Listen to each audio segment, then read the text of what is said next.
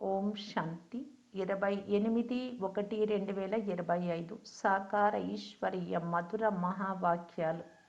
మధురమైన పిల్లలారా, గౌరవపూర్వకంగా అనగా శిక్షలు లేకుండా ఉత్తీర్ణులు అవ్వాలి అంటే 1 శ్రీమతమును అనుసరిస్తూ ఉండాలి, 2 చెడు సాంగత్యం నుండి, 3 మాయా తుఫానుల నుండి మిమ్మల్ని మీరు కాపాడుకోండి. ప్రశ్న: తండ్రి తన పిల్లలకు చేసిన ఏ సేవను పిల్లలు కూడా ఇతరులకు చేయాలి? జవాబు: ప్రియమైన పిల్లలారా అంటూ పిల్లలను వజ్ర సమానంగా చేసే సేవ చేశారు. అలాగే పిల్లలైన మీరు కూడా మీ మధురమైన సోదరులను వజ్ర సమానంగా చేయాలి. ఇందులో ఏ కష్టము లేదు. తండ్రిని స్మృతి చేస్తే వజ్ర సమానంగా అవుతారు అని చెప్తే చాలు. ఇంకొక ప్రశ్న: తండ్రి తన పిల్లలకు ఏ ఆజ్ఞనిచ్చారు? జవాబు: పిల్లలు, మీరు సత్యమైన సంపాదన చేస్తూ ఇతరులతో చేయించండి. మీరు ఎవ్వరితోనూ అప్పు తీసుకునేందుకు అనుమతి లేదు. అప్పు ఇవ్వడానికి కానీ తీసుకోవడానికి కానీ రెండింటికి అనుమతి లేదు. పాట: ఈ పాప ప్రపంచం నుండి ఇంకెక్కడికైనా తీసుకెళ్ళండి. ఓం శాంతి. నూతన ప్రపంచంలోకి వెళ్ళే మధురాతి మధురమైన పిల్లలకు తండ్రి శుభోదయము, గుడ్ మార్నింగ్ చెప్తూ ఉన్నారు. ప్రపంచం నుండి దూరంగా తప్పకుండా వెళ్తాము అని ఆత్మిక పిల్లలకు నంబర్వార్ పురుషార్థ్ అనుసారం తెలుసు. ఎక్కడకు? మన మధురమైన సైలెన్స్ ప్రపంచానికి వెళ్తాం. శాంతిధామం చాలా దూరంగా ఉంది. ఆత్మలైన మీరు అక్కడి నుండే వస్తారు. అది మూలవతనం, ఇది స్థూలవతనం. అది మన ఆత్మల అందరి ఇల్లు. ఆ ఇంటికి తండ్రి తప్ప ఇతరులెవ్వరూ తీసుకెళ్ళలేరు. బ్రాహ్మణీలైన మీరందరూ ఆత్మిక సేవ చేస్తున్నారు. ఎవరు నేర్పించారు? దూరానికి తీసుకెళ్లే తండ్రి నేర్పించారు. ఎంతమందిని తీసుకెళ్తారు? లెక్కలేనంత మందిని. మార్గదర్శకుని పిల్లలైన మీరందరూ మార్గదర్శకులే. మీ పేరే పాండవ సైన్యం. పిల్లలైన మీరు దూరంగా తీసుకెళ్లేందుకు ప్రతి ఒక్కరికి మన్మనాభవ అనుయుక్తి తెలుపుతారు. మనస్సును తండ్రి పైన ఉంచితే తండ్రి దగ్గరకు వెళ్ళగలము అని. తండ్రిని స్మృతి చెయ్యండి. బాబా ఈ ప్రపంచం నుండి ఎక్కడికైనా దూరంగా తీసుకెళ్ళండి అని కూడా అంటారు. నూతన ప్రపంచంలో ఇలా చెప్పరు. ఇది రావణ రాజ్యం కనుక దీని నుండి దూరంగా తీసుకెళ్ళండి. ఇక్కడ సుఖము శాంతి లేదు అని చెప్తారు. దీని పేరే దుఃఖధామం. ఇప్పుడు తండ్రి మీకు ఎలాంటి ఎదురు దెబ్బ తగలనియరు. భక్తి మార్గంలో తండ్రిని వెతుకుటలో మీరు ఎన్ని ఎదురు దెబ్బలు తిన్నారు? తండ్రి స్వయంగా చెప్తున్నారు, నేను గుప్తంగా ఉంటాను. స్థూల కళ్ళతో నన్నెవ్వరూ చూడలేరు. తల వంచి నమస్కరించేందుకు కృష్ణ మందిరంలో పావు కోళ్లు ఉంచుతారు. మీరు నమస్కరించేందుకు నాకు పాదాలే లేవు.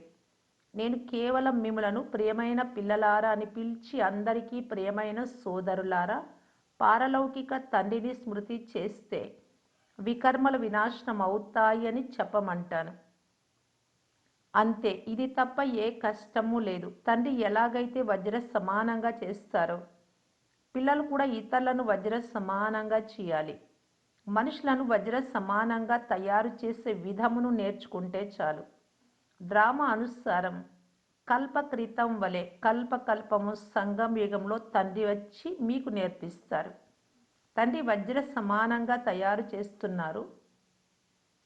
నపుంసకులు అనగా కొజ్జాలకు గురువైన ఆగాఖానును బంగారు, వెండి, వజ్రాలతో తులాభారం చేశారంటే తూకం వేశారని మీకు తెలుసు. నెహ్రూను బంగారుతో తూకం వేశారు. వారెవ్వరూ వజ్ర సమానంగా చేయలేదు. అయితే ఆ తండ్రి మిమ్ములను వజ్ర సమానంగా తయారు చేస్తూ ఉన్నారు. వారిని మీరు దేనితో తూకం వేస్తారు? మీరు వజ్రాలు మొదలైన వాటినేం చేసుకుంటారు? మీకు వాటి అవసరమే లేదు. మనుషులు గుర్రపు పందెములలో చాలా ధనం గెలుచుకుంటారు. ఇల్లు, వాకిలి, ఆస్తులు మొదలైనవి తయారు చేసుకుంటారు. పిల్లలైన మీరు సత్యమైన సంపాదన చేసుకుంటూ ఉన్నారు. మీరు ఎవరి వద్దనైనా అప్పు తీసుకుంటే 21 జన్మలు అప్పు తీర్చాల్సి వస్తుంది. ఎవరి వద్దనైనా అప్పు తీసుకునేందుకు మీకు అనుమతి లేదు. ఇక్కడ ఈ సమయంలోని అసత్య సంపాదన సమాప్తమైపోతుంది అని మీకు తెలుసు. ఇవన్నీ గవ్వలు అని, నాకు వజ్రాలు లభిస్తాయి అని బాబా తెలుసుకున్నారు, బ్రహ్మబాబా. అప్పుడు ఈ గవ్వలు, ఈ డబ్బులు, ఈ నగలు ఈ వజ్రాలు ఏం చేసుకుంటాను, కనుక తండ్రి నుండి అనంతమైన వారసత్వం ఎందుకు తీసుకోరాదు అని బాబా కోసం సర్వస్వము సమర్పణం చేసేసారు యజ్ఞంలో. భోజనమేమో తప్పకుండా అన్ని ఇచ్చినా లభించనే లభిస్తుంది. ఒక సామెత కూడా ఉంది, ఎవరి చేయి పైన ఇచ్చేదిగా ఉంటుందో వారు మొదటి నంబర్ పొందుకుంటారు. బాబాను షరాఫ్ అంటే వ్యాపారస్తుడు అని కూడా అంటారు కదా. మీ దగ్గర పనికిరానటువంటివి పాత వస్తువులన్నీ తీసుకొని క్రొత్తవి ఇస్తాను అని బాబా చెప్తున్నారు. ఎవరైనా మరణిస్తే వారి పాత వస్తువులన్నీ శ్మశాన బ్రాహ్మణులకు ఇస్తారు కదా. తండ్రి చెప్తున్నారు, మీ నుండి నేనేం తీసుకుంటాను. ఈ ఉదాహరణ చూడండి, ద్రౌపది కూడా ఒక్కరే ఉండరు కదా, మీరందరూ ద్రౌపదులే. బాబా మేము అపవిత్రం అవ్వకుండా కాపాడమని ఆర్తనాదాలు చేస్తారు. బాబా ఎంతో ప్రేమగా అర్థం చేస్తూ ఉన్నారు, పిల్లలు ఈ అంతిమ జన్మలో పవిత్రంగా అవ్వండి. తండ్రి పిల్లలకే చెప్తున్నారు కదా, నా పెద్దతనానికి గౌరవం ఇవ్వండి, కులానికి కళంకం తీసుకురాకండి. మధురాతి మధురమైన పిల్లలైన మీకు ఎంత నశ ఉండాలి. తండ్రి మిమ్మలను వజ్ర సమానంగా చేస్తారు. ఇతడిని కూడా బ్రహ్మను వజ్ర సమానంగా తయారు చేసేది నేనే. కనుక తండ్రిని స్మృతి చెయ్యాలి. నన్ను స్మృతి చేస్తే మీ కర్మలు వినాశనం అవ్వవు అని ఈ బ్రహ్మబాబా కూడా చెప్తున్నారు. మీకు గురువు నేను కాదు, ఆ తండ్రే నాకు కూడా నేర్పిస్తున్నారు, దానిని నేను మీకు నేర్పిస్తున్నా. ఇలా అంటారు కదా బ్రహ్మబాబా. వజ్ర సమానంగా అవ్వాలి అంటే తండ్రిని స్మృతి చెయ్యాలి. బాబా అర్థం చేయిస్తూ ఉన్నారు, భక్తి మార్గంలో భలే ఎవరైనా దేవతలను భక్తి చేస్తున్నా వారి బుద్ధి వారి దుకాణము వ్యాపారము మొదలైన వాటి వైపే పరుగులు పెడుతూ ఉంటుంది. ఎందుకంటే దాని ద్వారా ఆదాయం లభిస్తుంది. బ్రహ్మబాబా తన అనుభవాన్ని కూడా వినిపిస్తారు. బుద్ధి అటు ఇటు పరిగెత్తినప్పుడు ఇవెందుకు గుర్తుకొస్తాయని చెంపదెబ్బలు వేసుకునేవాడు. కనుక ఇప్పుడు ఆత్మలైన మీకు ఒక్క తండ్రిని మాత్రమే స్మృతి చెయ్యాలి అనే ఆదేశం లభించింది. కానీ మాయ క్షణక్షణము మరపింపజేస్తుంది, గట్టిగా ముష్టితో గుద్దుతుంది. మాయ బుద్ధి యోగాన్ని తెంచివేస్తుంది. ఈ విధంగా మీతో మీరు బ్రహ్మ బాబా వలె మాట్లాడుకోవాలి. తండ్రి చెప్తున్నారు, ఇప్పుడు స్వ కళ్యాణం చేసుకుంటూ ఇతరుల కళ్యాణం కూడా చేయండి. సేవా కేంద్రాలు తెరవండి. చాలామంది పిల్లలు బాబా ఫలానా చోట సెంటర్ తెరవనా అని అడుగుతారు. ఇటువంటి పిల్లలకు తండ్రి చెప్తారు, నేను దాతను, నాకు ఏ అవసరము లేదు. ఈ భావనలు మొదలైనవి కూడా పిల్లలైన మీ కొరకే కదా. శివ్ బాబా మిమ్మలను వజ్ర సమానంగా చేయడానికి వచ్చారు. మీరు ఏం చేసినా అదంతా మీకే ఉపయోగపడుతుంది, మీకే పనికొస్తుంది. శిష్యులు మొదలైన వారిని తయారు చేసేందుకు వీరేమీ గురువు కాదు. భవనాలు మొదలైనవి పిల్లలు తాము ఉండడానికే నిర్మిస్తారు. కట్టించువారు ఇక్కడికి వస్తే వారు గౌరవింపబడతారు. వారిని పై భాగాన నిర్మించిన నూతన భవనంలో ఉండమని బాబా చెప్తారు. కొంతమంది మేము నూతన భవనంలో ఎందుకు ఉంటాము, మాకు పాత భవనమే బాగుంటుంది. బాబా మీరు ఎలా పాత భవనంలో ఉంటున్నారో మేము కూడా అలా పాత భవనంలోనే ఉంటాము. దాతను అనే అహంకారం మాకు లేదు. బాప్ తాదాయే క్రొత్త భవనంలో లేకుంటే మేమెందుకు ఉండాలి. మమ్ములను కూడా మీ జతలోనే ఉంచుకోండి. మీకెంత సమీపంగా ఉంటే మాకంత బాగుంటుంది బాబా అని బ్రహ్మ బాబాతో భవనాలు నిర్మించినటువంటి వారు కూడా చెప్తారు. తండ్రి అర్థం చేయిస్తూ ఉన్నారు, ఎంత పురుషార్థం చేస్తారో సుఖధామంలో అంత ఉన్నత పదవి పొందుతారు. స్వర్గంలోకైతే అందరూ వెళ్తారు కదా. భారతదేశం పుణ్యాత్ముల ప్రపంచంగా ఉండేది అని భారతవాసులకు తెలుసు. పాపము అనే పదం కూడా ఉండేదే కాదు. ఇప్పుడు అందరూ పాపాత్ములుగా అయ్యారు. ఇది రావణ రాజ్యం. సత్యుగంలో రావణుడు ఉండడు. అర్ధకల్పం తర్వాతనే రావణ రాజ్యంగా అవుతుంది. తండ్రి ఇంతగా అర్థం చేయిస్తున్నా అర్థం ఎందుకు చేసుకోరు. కల్ప కల్పము ఇదే విధంగా జరుగుతూ వచ్చింది. క్రొత్త మాట ఏమీ కాదు. మీరు ప్రదర్శనలు జరుపుతారు, ఎంతమంది వస్తారు. ప్రజలేమో అనేక మంది తయారవుతారు. వజ్ర సమానంగా అయ్యేందుకు సమయం పడుతుంది. ప్రజలు తయారైనా అది కూడా మంచిదే. ఇప్పుడు ఇది వినాశన సమయం. అందరి లెక్కాచారం సమాప్తం అవుతుంది. 8 మంది మాల తయారైంది. అది గౌరవపూర్వకంగా ఉత్తీర్ణులైన వారి మాల. 8 మణులే నంబర్ 1లో వెళ్తారు. వారికి కొద్దిగా కూడా శిక్షలు ఉండవు. కర్మాతీత అవస్థను పొందుకొని ఉంటారు. మీ తర్వాత 108 మాల. నంబర్ వార్ అని అంటారు కదా, ఇది తయారైన అనాది డ్రామా. బాబా దీనిని సాక్షిగా ఉండి ఎవరు మంచి పురుషార్థం చేస్తున్నారో చూస్తూ ఉంటారు. అలాగే శ్రీమతంను అనుసరిస్తూ ఉంటే పాస్ విత్ ఆనర్ అయ్యి 8 మణుల మాలలో రాగలరు. కానీ నడుస్తూ నడుస్తూ ఎప్పుడైనా గ్రహచారం కూడా వచ్చేస్తుంది. ఈ ఉన్నతి అవనతి అందరికీ వస్తాయి. ఎక్కేది దిగేది ఇది సంపాదన. అప్పుడప్పుడు చాలా సంతోషంగా ఉంటారు, అప్పుడప్పుడు సంతోషం తగ్గిపోతుంది. మాయా తుఫానులు లేక చెడు సాంగత్యం వెనుకకు తోసేస్తుంది. సంతోషం మాయమైపోతుంది. మంచి సాంగత్యము తేలుస్తుంది, చెడు సాంగత్యము ముంచుతుంది అని మహిమ కూడా చేయబడింది. ఇప్పుడు రావణుడి సాంగత్యం ముంచేసింది, రాముడి సాంగత్యం తేల్చుతుంది. రావణుడి మతం వలన ఇలా తయారయ్యారు. దేవతలు కూడా వామ మార్గంలోకి వెళ్తారు. వారి చిత్రాలు ఎంత వికారంగా అసహ్యంగా చూపించారు. ఈ చిత్రాలు వామ మార్గంలో ద్వాపరయుగం నుండి వెళ్ళినందుకు గుర్తు.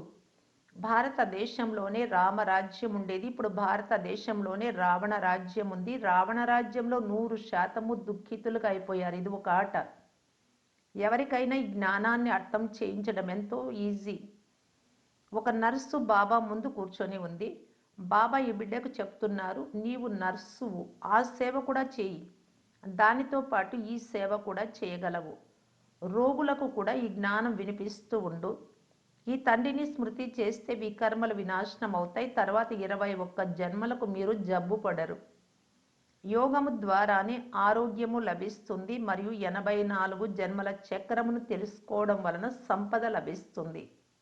నీవు చాలా సేవ చేయగలవు, చాలామంది కళ్యాణం చేస్తావు. నీకు లభించే ధనాన్ని కూడా ఈ ఆత్మిక సేవలో ఉపయోగిస్తావు. వాస్తవానికి అందరూ నర్సులే కదా. చీచి వికారి మురికి మనుషులను దేవతలుగా చేసే సేవ నర్సు సేవకు సమానం కదా. తండ్రి చెప్తున్నారు, నన్ను పతిత మనుష్యులు మీరు వచ్చి మమ్మలను పావనంగా చేయమని పిలిచారు.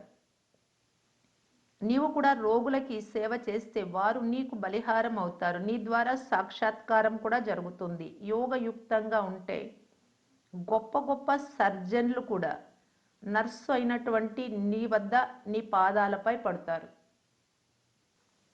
నీవు చేసి చూడు. మధుబన్కు మేఘాలు రిఫ్రెష్ అయ్యేందుకు వస్తాయి. అక్కడికి వెళ్ళి వర్షించి ఇతరులను రిఫ్రెష్ చేస్తారు, జ్ఞాన వర్షాన్ని కురిపించి. చాలామంది పిల్లలకు వర్షం ఎక్కడి నుండి వస్తుందో కూడా తెలియదు. ఇంద్రుడు వర్షిస్తాడు అని భావిస్తారు. ఇంద్రధనుస్సు అని అంటారు కదా. శాస్త్రాలలో అయితే ఎన్ని మాటలు వ్రాస్తారు. తను చెప్తున్న డ్రామాలో ఏం ఫిక్స్ అయిందో అది మళ్ళీ జరుగుతుంది. నేను ఎవ్వరిని నిందించను, ఇది తయారైన అనాది డ్రామా. అయితే ఇది భక్తి మార్గం అని అర్థం చేయించబడుతుంది. జ్ఞానము భక్తి వైరాగ్యం అని అంటారు. పిల్లలైన మీకు ఈ పాత ప్రపంచంపై వైరాగ్యం ఏర్పడింది. మీరు ప్రపంచానికి మరణించారు, ప్రపంచం మీకు మరణించింది. ఆత్మ శరీరం నుండి వేరైతే దానికి ప్రపంచమే సమాప్తం అవుతుంది. తండ్రి పిల్లలకు అర్థం చేయిస్తూ ఉన్నారు, మధురమైన పిల్లలారా, చదువులో అజాగ్రత్తగా ఉండకండి. ఆధారమంతా చదువుపైనే ఉంది. కొంతమంది బ్యారిస్టర్లు 1,00,000 రూపాయలు సంపాదిస్తారు, కొంతమందికి తొడుక్కోవడానికి కోటు కూడా ఉండదు. ఆధారం అంతా చదువుపైనే ఉంది. ఈ చదువు చాలా సులభం. స్వదర్శన చక్రధారులుగా అవ్వాలి అనగా మన 84 జన్మల ఆది మధ్య అంత్యం తెలుసుకోవాలి అని మీకు తెలుసు. ఇప్పుడు ఈ వృక్షం అంతా శిథిలావస్థలో ఉంది. సృష్టి అనే వృక్షం పునాది లేనే లేదు. మిగిలిన వృక్షమంతా నిలబడి ఉంది. అలాగే ఈ ఆది సనాతన దేవి దేవతా ధర్మం ఏదైతే కాండంగా ఉండేదో అది కూడా ఇప్పుడు లేనే లేదు. ధర్మ భ్రష్టులుగా, కర్మ భ్రష్టులుగా అయిపోయారు. మనుషులు ఎవ్వరికీ సద్గతి ఇవ్వలేరు. తండ్రి కూర్చొని ఈ విషయాలన్నీ అర్థం చేయిస్తూ ఉన్నారు. మీరు సదాకాలం కొరకు సుఖవంతంగా అవుతారు. ఎప్పుడు అకాల మృత్యువు జరగదు. ఫలానా వారు మరణించారు అనే పదం అక్కడ ఉండదు. కనుక తండ్రి సలహా ఇస్తున్నారు. చాలామందికి దారి చూపిస్తే వారు మీకు బలిహారం అవుతారు. సాక్షాత్కారాలు కూడా జరుగుతాయి. సాక్షాత్కారము కేవలము లక్ష్యము, గురికి గుర్తు. ఆ లక్ష్యం కొరకు చదువుకోవాల్సి వస్తుంది కదా. ఒట్టి సాక్షాత్కారాలతో ఏమీ లాభం లేదు. చదవకుండా లాయర్గా అవ్వలేరు, సాక్షాత్కారం అవుతూనే ముక్తులుగా అవుతారు అని కాదు. మీరాబాయికి సాక్షాత్కారం అయింది కనుక కృష్ణపురంలోకి వెళ్ళిపోయింది అని కాదు. నవదా భక్తి 9 రకాల భక్తి చేస్తే సాక్షాత్కారం జరుగుతుంది. ఇక్కడ నవదా స్మృతి చెయ్యాలి. సన్యాసులైతే బ్రహ్మ జ్ఞానులుగా తత్వజ్ఞానులుగా అవుతారు అంతే. బ్రహ్మతత్వంలో లీనమైపోవాలి అని భావిస్తారు. అయితే బ్రహ్మతత్వము పరమాత్మ కాదు. ఇప్పుడు తండ్రి అర్థం చేయిస్తూ ఉన్నారు, మీ శరీర నిర్వహణ కొరకు వ్యాపారాదులు భలే చేసుకోండి. ఈ విషయం ఎప్పుడు చెప్పారు అంటే, మీరు వ్యాపారాలు వ్యవహారాలన్నీ చేసుకోండి అని బ్రహ్మబాబాలు ఉన్నప్పుడు. ఇప్పుడు అంతిమ సమయం ఇప్పుడు ఏం చెప్తూ ఉన్నారంటే, మీకు తినడానికి కొంత ఉంటే ఈ సేవలో లీనమైపోండి అని చెప్తూ ఉన్నారు. కానీ స్వయాన్ని ట్రస్టీగా భావిస్తేనే ఉన్నత పదవి లభిస్తుంది. తర్వాత మమకారం నశిస్తుంది. ఈ బాబా తీసుకొని ఏం చేస్తాడు?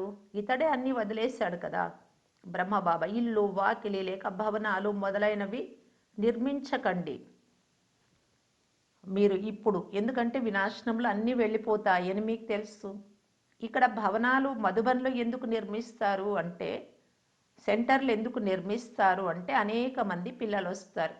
ఆబు రోడ్డు నుండి ఇక్కడ వరకు పైన పాండవ భవన్ వరకు క్యూ ఏర్పడుతుంది. మీ ప్రభావం ఇప్పుడే వెలువడితే తలను పాడు చేస్తారు. మీరు పురుషార్థం చేయలేరు. గొప్పవారు వస్తే జనము చాలా గుంపులు గుంపులుగా వచ్చేస్తారు. కనుక మీ ప్రభావం చివరిలో వెలువడుతుంది, ఇప్పుడే కాదు. తండ్రిని స్మృతి చేసి అభ్యాసం చేయండి. దాని వలన పాపాలు సమాప్తం అవుతాయి. అలా స్మృతి చేస్తూ చేస్తూ శరీరాన్ని వదిలేయాలి. సత్యుగంలో శరీరాన్ని వదిలేస్తే ఈ శరీరాన్ని వదిలి మరొకటి తీసుకుంటాము అని భావిస్తారు. ఇక్కడైతే దేహాభిమానం చాలా ఉంటుంది, వ్యత్యాసం ఉంది కదా. ఈ విషయాలన్నీ నోట్ చేసుకొని ఇతరులతో కూడా నోట్ చేయించాలి. ఇతరులను కూడా మీ సమానం వజ్ర సమానంగా చేయాలి. ఎంత పురుషార్థం చేస్తే అంత ఉన్నత పదవి పొందుతారు. ఈ విషయాలన్నీ తండ్రి అర్థం చేయిస్తున్నారు. వీరు ఏ సాధువు కాదు, మహాత్మా కాదు, పరమాత్మ. ఈ జ్ఞానం చాలా ఆనందం ఇస్తుంది. దీనిని బాగా ధారణ చేయాలి. తండ్రి నుండి విన్న తర్వాత ఎక్కడున్న వారు అక్కడే ఉండరాదు. జతలో తీసుకెళ్ళండి అనడం పాటలో కూడా విన్నారు. మీకు ఈ విషయాలు ఇంతకు ముందు అర్థం అయ్యేవి కాదు. ఇప్పుడు తండ్రి అర్థం చేయించిన తర్వాత మీరు అర్థం చేసుకున్నారు. అచ్చా, మధురాతి మధురమైన అపురూపమైన పిల్లలకు మాతాపిత బాప్ దాదాల ప్రియ స్మృతులు మరియు గుడ్ మార్నింగ్. ఆత్మిక పిల్లలకు ఆత్మిక తండ్రి నమస్తే.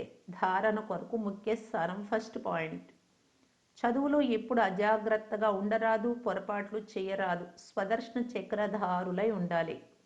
వజ్ర సమానంగా తయారు చేసే సేవ చేయాలి. ఒకటి, స్వదర్శన చక్రాన్ని బుద్ధిలో తిప్పుతూ ఉండండి. రెండవది, వజ్ర సమానంగా తయారు చేయాలి అంటే ఈ సేవ చేయాలి. సెకండ్ పాయింట్, సత్యమైన సంపాదన చేసుకోవాలి. ఇతరులతో కూడా చేయించాలి. వారిని కూడా యోగ్యులుగా తయారు చేయాలి. మీ పాత వస్తువులు, సంస్కార స్వభావాలు, అలవాట్లు ఇవన్నీ ఇచ్చేసి క్రొత్తవి తీసుకోవాలి. చెడు సాంగత్యం నుండి మిమ్మల్ని మీరు కాపాడుకోవాలి. వరదానము, ప్రపంచానికే కంటి పాపగా అయ్యి భక్తులను దృష్టితో తృప్తిపరచే దర్శనీయ మూర్తుభవ. దర్శనీయ మూర్తులెవరు? భక్తులను దృష్టితో తృప్తిపరిచేవారు. మరి భక్తులను ఎవరు తృప్తిపరుస్తారు దృష్టి ద్వారా అంటే, ప్రపంచానికి కంటి పాపగా కావాలి. మొత్తం విశ్వమంతా ప్రపంచానికి కన్నులైన మీ దృష్టి తీసుకునేందుకు వేచి ఉంది. ఎప్పుడైతే ప్రపంచానికి కంటి పాపలైన మీరు సంపూర్ణ స్టేజ్ వరకు చేరుకుంటారో, అనగా సంపూర్ణత యొక్క కన్ను తెరుస్తారో, అప్పుడు ఒక్క సెకండ్లో శంకరులాగా విశ్వ పరివర్తన జరుగుతుంది. తర్వాత దర్శనీయ ఆత్మలైన మీరు మీ దృష్టితో భక్త ఆత్మలను తృప్తిపరచగలరు. దృష్టితో తృప్తి చెందేవారి క్యూ చాలా పొడవుగా ఉంటుంది. అందువలన సంపూర్ణత యొక్క కన్ను తెరవబడి ఉండాలి. కళ్ళు నలుచుకోవడము, సంకల్పాల గుటకలు మింగడము, తూగడము లేక కునికిపాట్లు పడడం సమాప్తం చేయండి. అప్పుడే దర్శనీయ మూర్తులుగా అవ్వగలరు. స్లోగన్, నిర్మల స్వభావము నిరహంకారత, అహంకారము లేకుండా ఉండేదానికి గుర్తు. నిర్మలంగా అయితే సఫలత లభిస్తుంది. శక్తి అవ్యక్త ఇషారా, శక్తిశాలి మనస్సు ద్వారా సకాష్నిచ్చే సేవ చేయటానికి బాప్దాదా తెలియజేస్తున్నారు. మనస్సు బుద్ధిని ఏకాగ్రం చేసేందుకు మన్మనాభవ మంత్రమును సదా స్మృతిలో ఉంచుకోండి. మన్మనాభవ మంత్రమును ప్రాక్టికల్గా ధారణ చేస్తే మనస్సును నిరంతరము ఒక్క బాబా పైన ఉంచినట్టయితే మొదటి నంబర్లో రాగలరు. మనస్సు యొక్క ఏకాగ్రత అంటే ఒక్కరి స్మృతిలోనే ఉండడం. ఏకాగ్రం అవ్వడమే ఏకాంతము. ఎప్పుడైతే సర్వ ఆకర్షణల వైబ్రేషన్ల నుండి అంతర్ముఖిగా అవుతారో అప్పుడు మనస్సు ద్వారా పూర్తి విశ్వానికి సకాష్నిచ్చే సేవ చేయగలరు. ఓం శాంతి.